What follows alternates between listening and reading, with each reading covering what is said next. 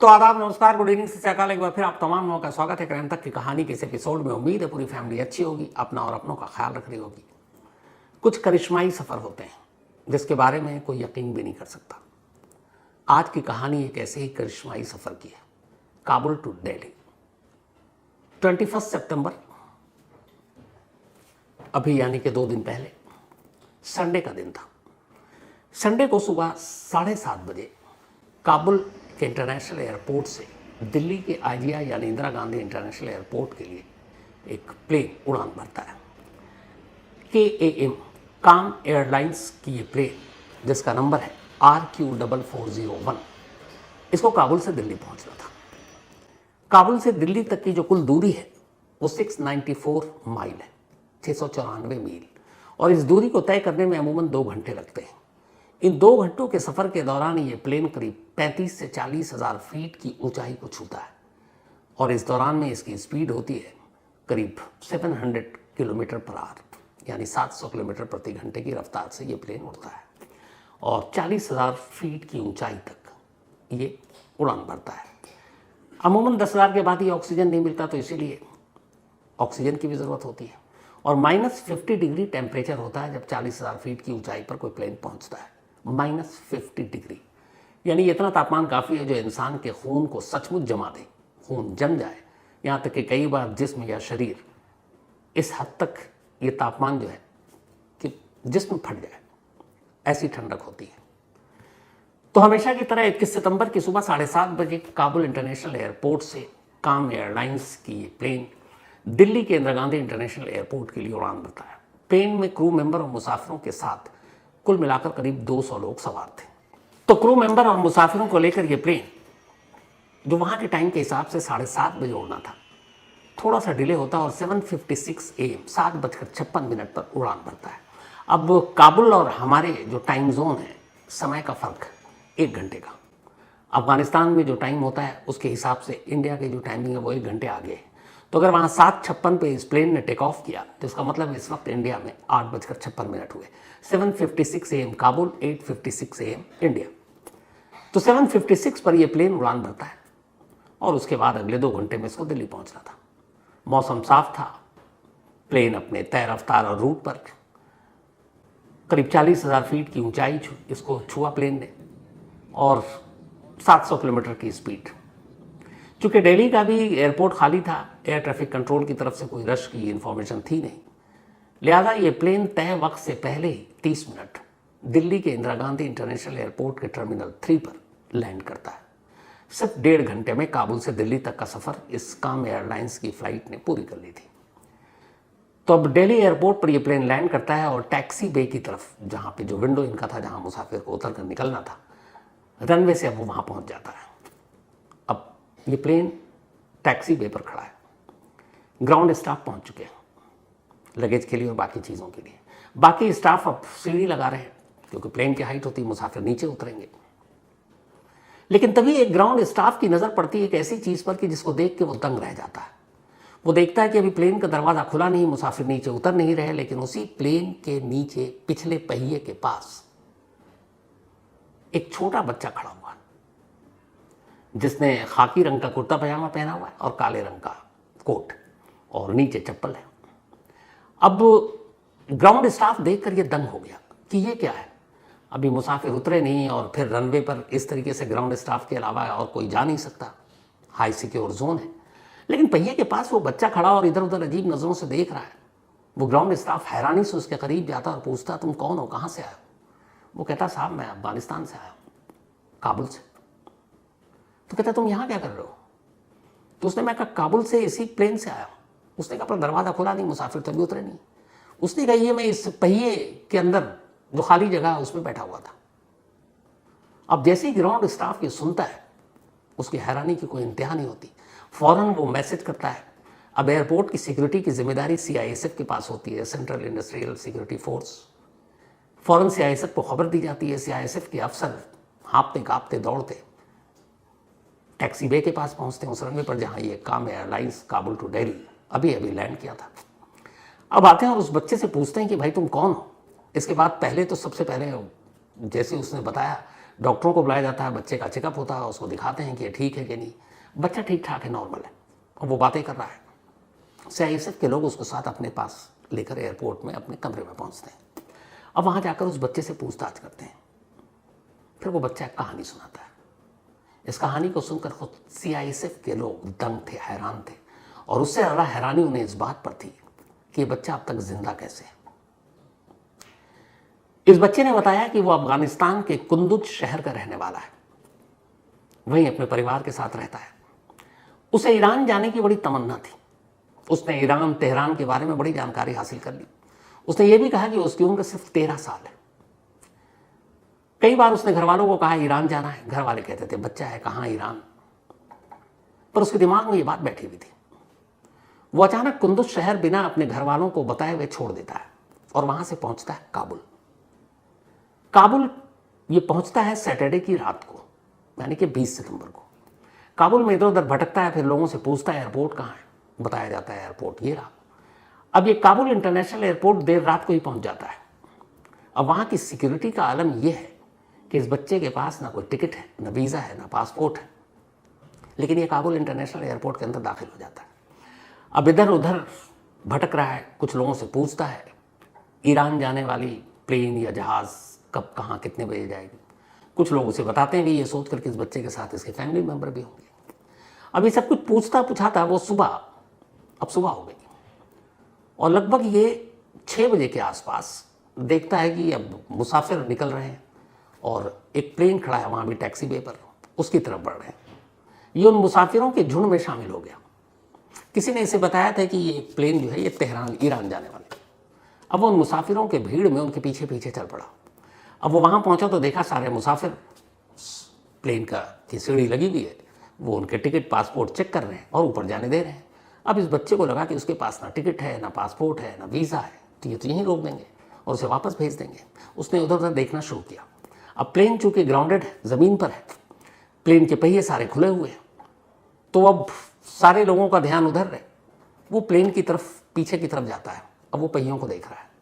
तभी पिछले पहिए के करीब जाने के बाद उसने देखा कि उस पहिए के अंदर एक छोटा सा बॉक्स जैसा है। उसे लगा इसमें अगर छुप जाऊं तो आराम से मैं तेहरान पहुंच जाऊंगा।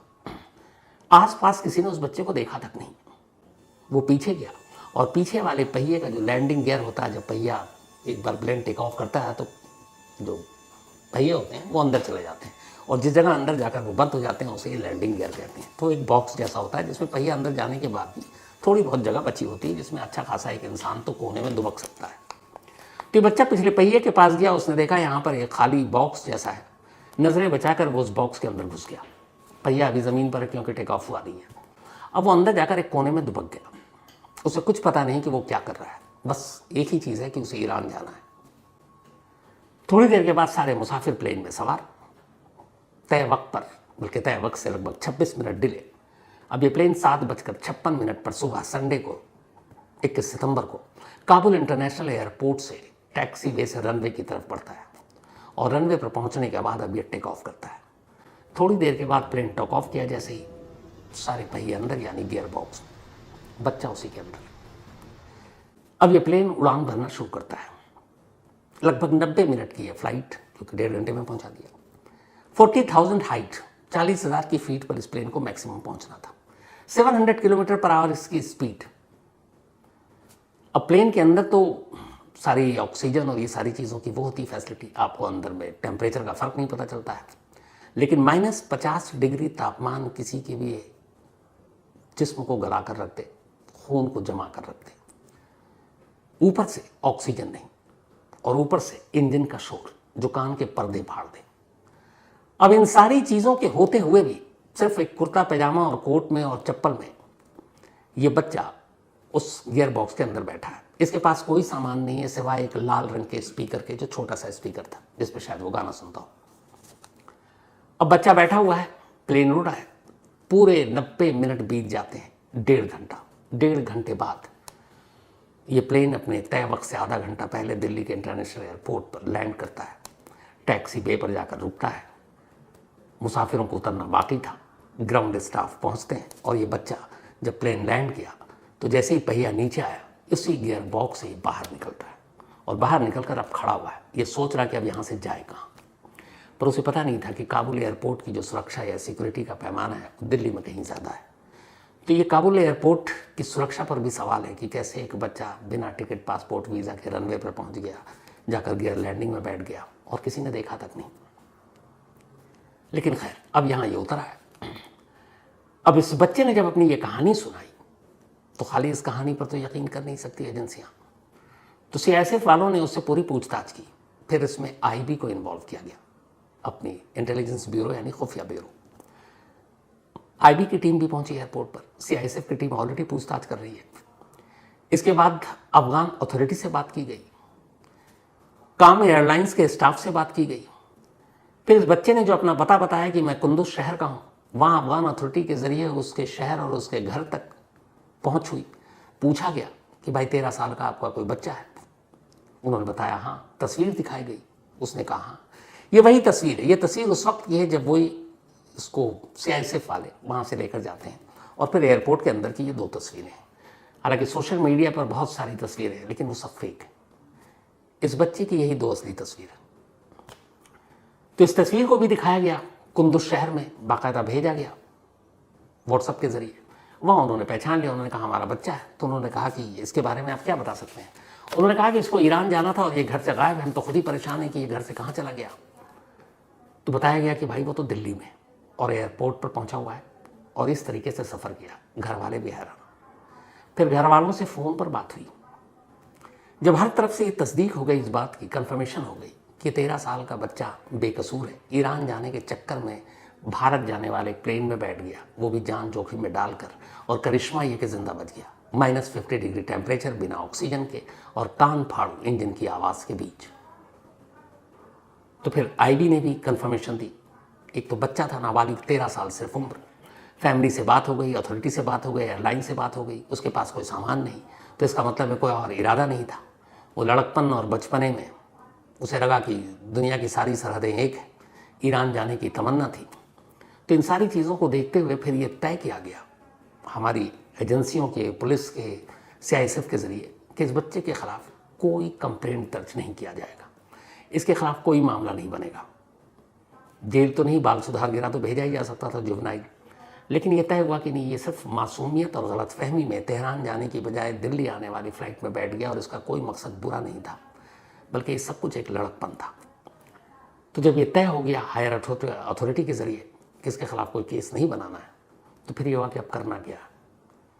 फिर तय हुआ कि यही काम एयरलाइंस की फ़्लाइट जो काबुल से दिल्ली सुबह 7:30 बजे चलती है हर दिन, फिर यहाँ उसका कुछ स्टे होता है करीब 4-5 घंटे, और यही फ़्लाइट वापस दिल्ली से काबुल जाती है शाम 4 बजे। तो तय हुआ कि शाम 4 बजे उसी काम एयरलाइंस की फ़्लाइट से इस बच्चे को वापस काबुल भेजा जाएगा। काबुल अथॉरिटी से भी बात हो गई, उन्होंने भी कहा कि ठीक है आप भेज दीजिए। फिर उसे खाना खिलाया गया, कुछ तोहफे दिए गए हमारी सीआईएसएफ और बाकी लोगों की तरफ से इंसानियत के नाते, क्योंकि था तो बच्चा ही। और इसके बाद शाम 4 बजे उसी काम एयरलाइंस जिसकी लैंडिंग गियर में वो बैठकर काबुल से दिल्ली तक आया था, उसी प्लेन में फिर बैठा शाम 4 बजे, लेकिन इस बार जहाज़ के अंदर सीट पर। करीब 2 घंटे की उड़ान के बाद शाम को ही संडे 21 सितंबर को ये बच्चा वापस काबुल पहुंच गया। काबुल पहुंचने के बाद वहाँ की अथॉरिटी ने उसे उसके परिवार के हवाले कर दिया। सोचिए करिश्मा, -50 डिग्री, नो ऑक्सीजन, इंजन का शोर, 90 मिनट का सफ़र, 40,000 फीट की ऊंचाई, और ये बच्चा जिंदा और सही सलामत। काबुल से दिल्ली तक का सफ़र, पहिए वाले लैंडिंग गियर जो गियर है उसमें पहुंचकर इसने ये सफ़र पूरा किया। US federal aviation administration FAA ये पूरी दुनिया की एविएशन के ऊपर नज़र रखती है, डेटा तैयार करती है। तो यूएस फेडरल एविएशन एडमिनिस्ट्रेशन यानी FAA के एक डेटा के मुताबिक 1947 से लेकर 2021 तक दुनिया भर में अलग अलग 132 लोगों ने अलग अलग तरीके से प्लेन के पहिए के अंदर यानी लैंडिंग गियर में बैठकर सफ़र किया। 132 सिंस 1947 टू 2021 तक 132 लोग पहिए के अंदर यानी लैंडिंग गियर में बैठकर उन्होंने एक देश से दूसरे देश का सफ़र किया। लेकिन इनमें से सिर्फ 77%, मतलब 23% ही लोग बचे, 77% की मौत हो गई। मतलब 132 में से 77% लोगों की जान चली गई, और इस जान जाने की वजह थी ऑक्सीजन का ना मिलना और -40 और 50 डिग्री का तापमान जो खून को जमा दे और जिस्म को फाड़ दे। तो 132 लोगों ने ये ट्राई किया, उसमें से 77% लोग मारे गए। और आपको याद होगा कुछ साल पहले या कुछ वक्त पहले मैंने एक कहानी सुनाई थी, 31 साल पुरानी कहानी है वो 1996 में अपने पंजाब के दो भाई प्रदीप सैनी और विजय सैनी भी इसी तरह, ठीक इस बच्चे की तरह, लैंडिंग गियर में बैठकर दिल्ली से लंदन के लिए चल पड़े थे। हालांकि काबुल से दिल्ली तो 1.5 घंटे का था, लंदन 10 घंटे से ज़्यादा का सफ़र है। तो 10 घंटे का सफ़र, 40,000 की हाइट, -50 डिग्री बल्कि -60,000 तापमान, और दोनों भाई दिल्ली के ही इंदिरा गांधी इंटरनेशनल एयरपोर्ट से उस लैंडिंग गियर में बैठ गए और निकल पड़े। लेकिन हीथ्रो एयरपोर्ट पर इन दो भाई में से एक ही जिंदा पहुंचा, और वो था विजय सैनी, जबकि प्रदीप सैनी, जबकि विजय सैनी की मौत हो गई इसी खून के जमने और जिस्म के फटने से। तो प्रदीप सैनी आज भी इंग्लैंड में है, उसको वहाँ की कोर्ट ने ब्रिटेन की नागरिकता दे दी, शादी भी कर लिया, उसके बच्चे हैं। लेकिन विजय सैनी की मौत हो गई थी। तो सेम इसी एयरपोर्ट से आज से 31 साल पहले दो भारतीयों ने भी लैंडिंग गियर पर सफ़र किया था, पर उनमें एक खुशनसीब निकला, दूसरा नहीं। तो ये थी काबुल टू दिल्ली की आज की करिश्माई सफ़र की कहानी। अब कहानी ख़त्म करूँ वही अपना सिलसिला। आज अमन कुमार का जन्मदिन है, तो हैप्पी बर्थडे अमन। इसके अलावा विपुल अग्रवाल, इनका भी आज बर्थडे है, तो हैप्पी बर्थडे विपुल। साथ ही नीरज प्रकाश बोहरा, इनका भी जन्मदिन है, तो नीरज जी हैप्पी बर्थडे आपको भी। रियान तोमर, इनका भी बर्थडे, तो हैप्पी बर्थडे रियान तोमर। और ये मीनाक्षी मलिक की बिटिया है, एंड ऑल द बेस्ट।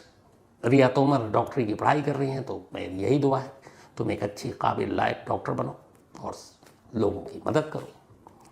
भूमिका, इनका भी बर्थडे है, तो हैप्पी बर्थडे भूमिका। और ये मदन शर्मा जी की वाइफ है। इसके अलावा ज़ारा फातिमा का भी बर्थडे है, तो हैप्पी बर्थडे ज़ारा। और ये हफीज़ुल्ला हैदर की बिटियाँ हैं।